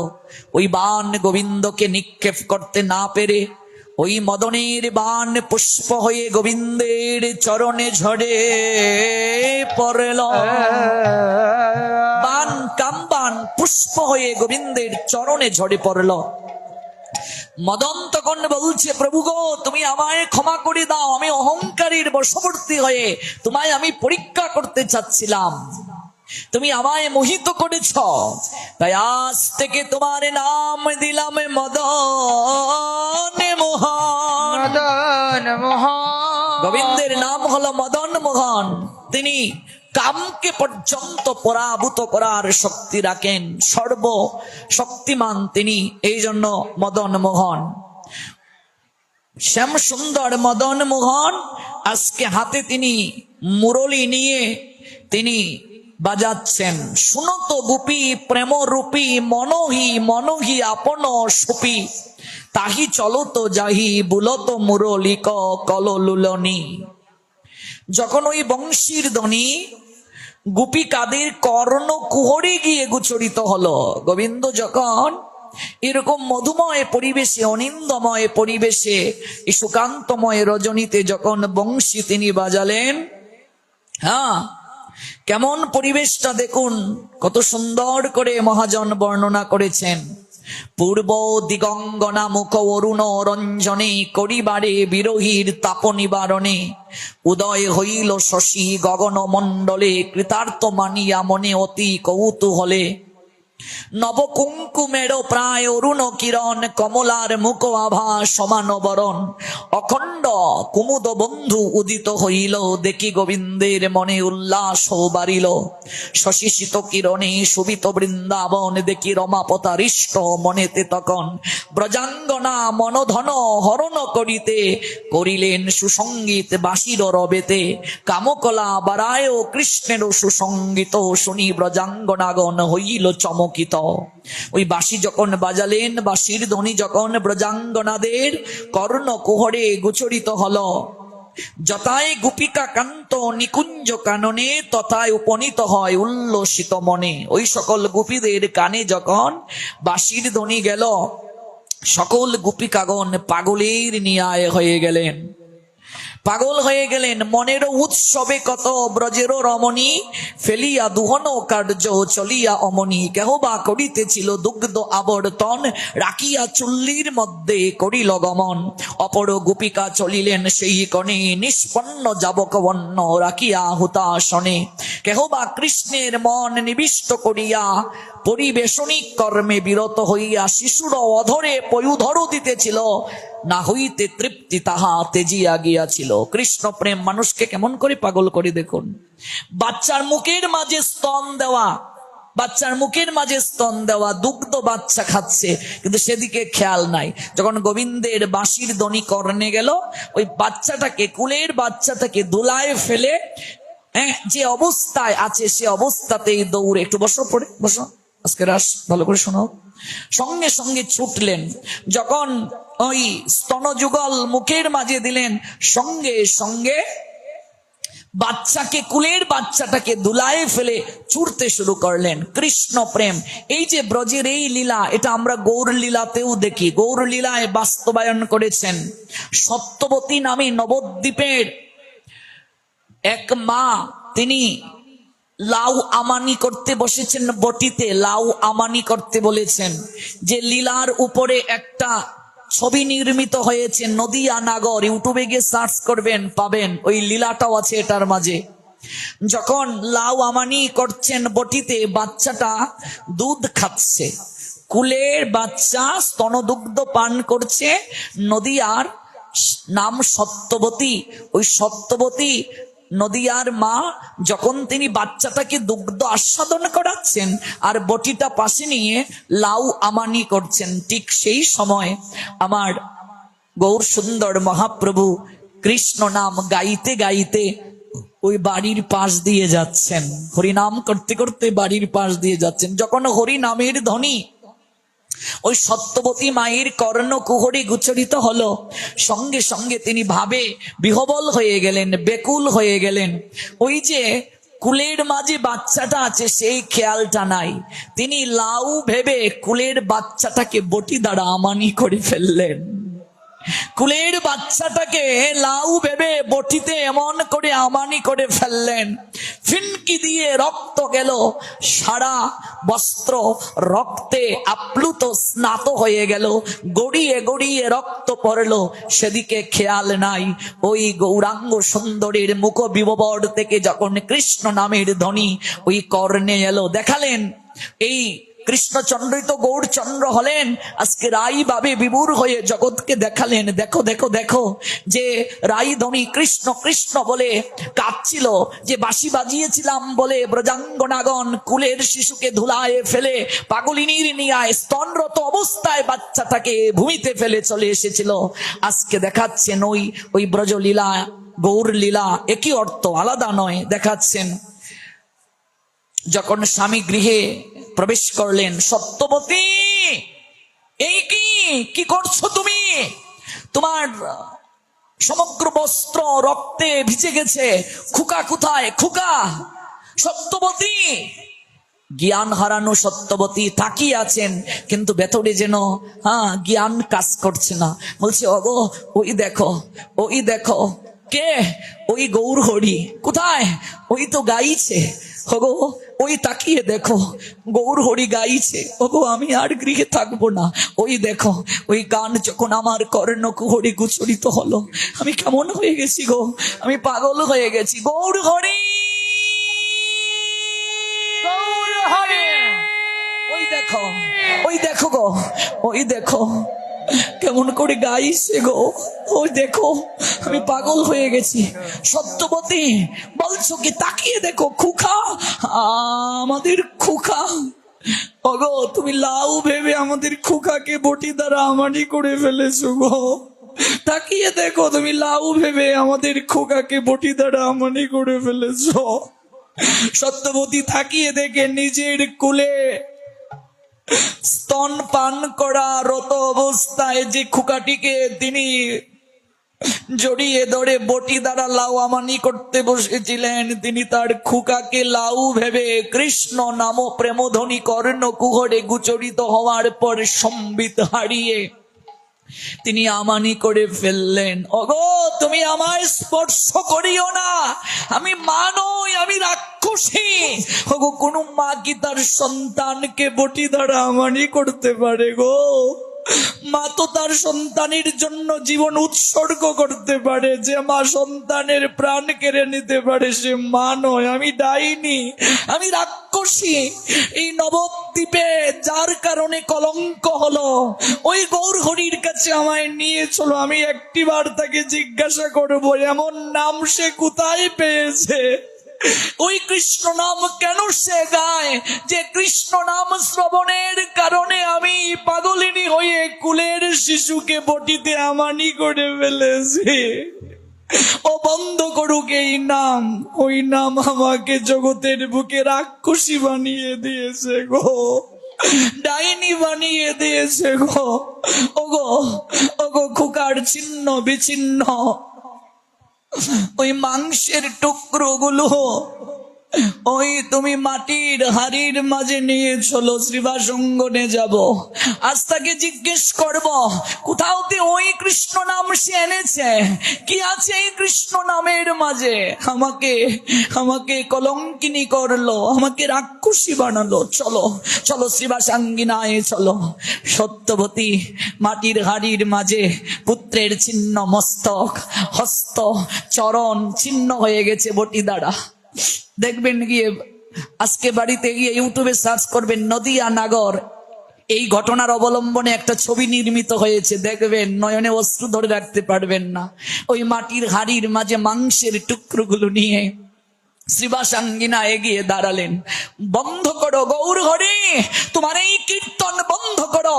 গাইবে না ওই কৃষ্ণ নাম, যে কৃষ্ণ নামে রাজাকে রাজ সিংহাসন বুলিয়ে দেয়, যে কৃষ্ণ নামে স্বামীর প্রতিষ্ঠির অনুরাগ কমিয়ে দেয়, যে কৃষ্ণ নামে সন্তানের প্রতি মায়ের মমতা কমিয়ে দেয়। জানতাম, কিন্তু যে কৃষ্ণ নাম সন্তানের প্রাণ মা কেড়ে নেয় তা তো জানতাম না গৌর হরি।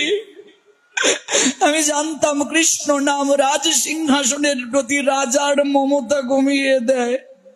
ভিখারি বানিয়ে বৃন্দাবনে ঘুরে বেড়ায় পাগল করে, কিন্তু মায়ের বুক থেকে সন্তান কেড়ে নেয়।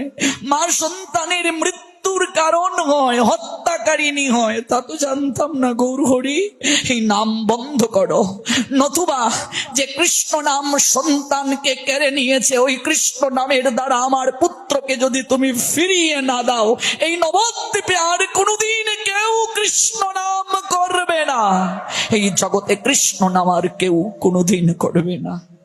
ওই রাস মণ্ডপে যে অবস্থা হয়েছিল, ব্রজলীলা গৌর লীলা অভেদ, আজকে সেই ব্রজেশ্বর আজ তিনি গৌরের ঈশ্বর হয়ে জগৎকে দেখালেন।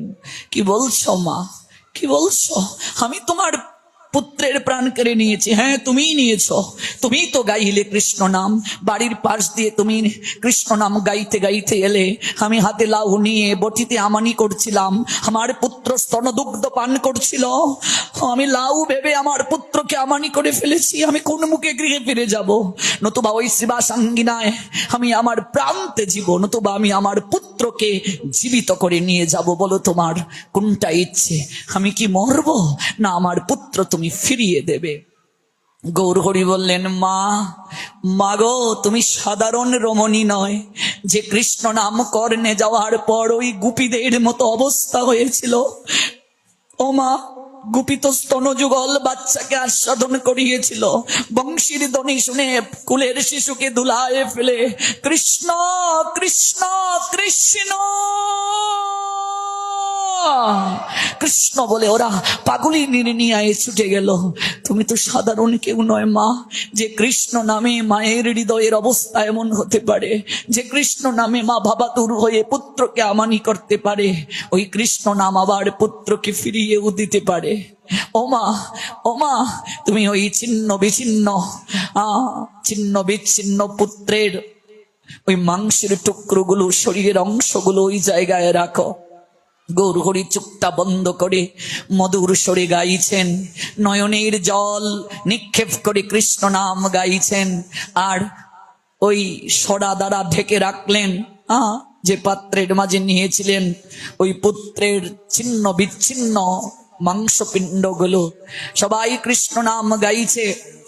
কৃষ্ণ নামের প্রভাবে স্বয়ং ভগবান গৌর হরি তিনি সেই পুত্রের প্রাণকে আবার জীবিত করে দিলেন। ওই পুত্র আবার কান্না করে তাকালো, ওই পুত্রের নাম দিলেন মহাপ্রভু কৃপাচার্য। পরবর্তীতে বৈষ্ণব সমাজে তিনি বিশাল অবদান রাখলেন, বৈষ্ণব ধারা জগতে প্রচার করলেন। ওই সত্যবাদীর পুত্র, এই পুত্র জগৎ জীবকে অহৈতুকে কৃষ্ণ প্রেমরস আস্বাদন করানোর সুযোগ ঘটিয়ে দিলেন। একই অবস্থা হলো, একই অবস্থা হলো গো।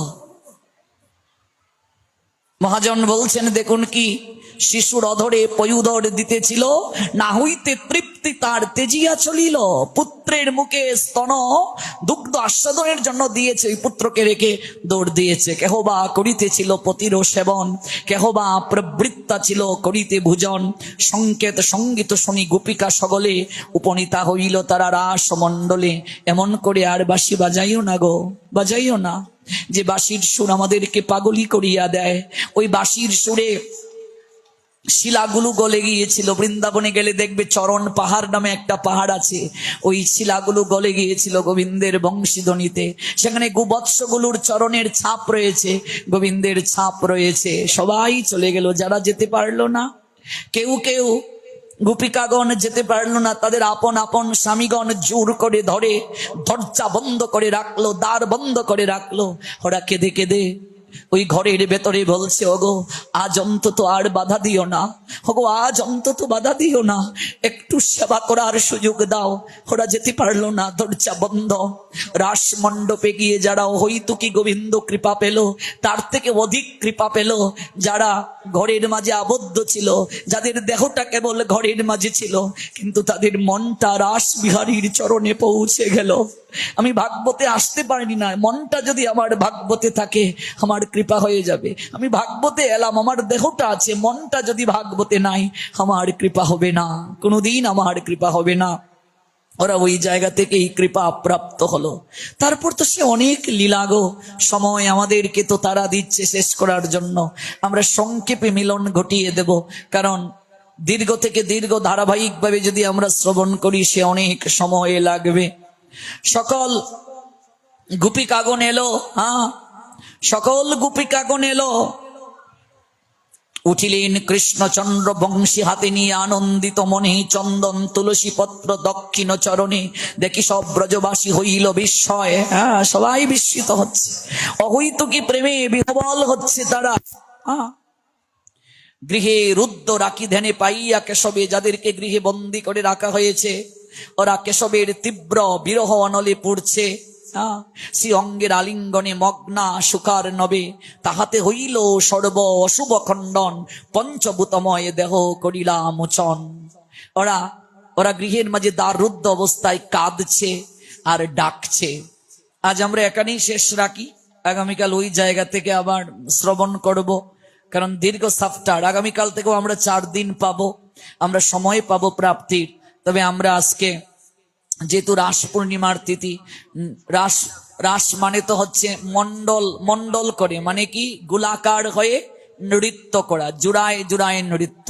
নৃত্য কি, যদি স্বামী পুরুষ এক মানে স্বামী আর স্ত্রী, স্বামী স্ত্রী একসঙ্গে নৃত্য করতে পারবে সেটা শাস্ত্রে উল্লেখ আছে, কিন্তু কোন নারী নিজ স্বামী ব্যতীত অন্য কারোর সঙ্গে নৃত্য করতে পারবে না। তাহলে নারী নারীর সঙ্গে নৃত্য করবে, মানে মায়েরা মায়েদের সঙ্গে নৃত্য করবে, বাবাজিরা বাবাজিদের সঙ্গে নৃত্য করবে। কেমন ভাবে নৃত্য করবে?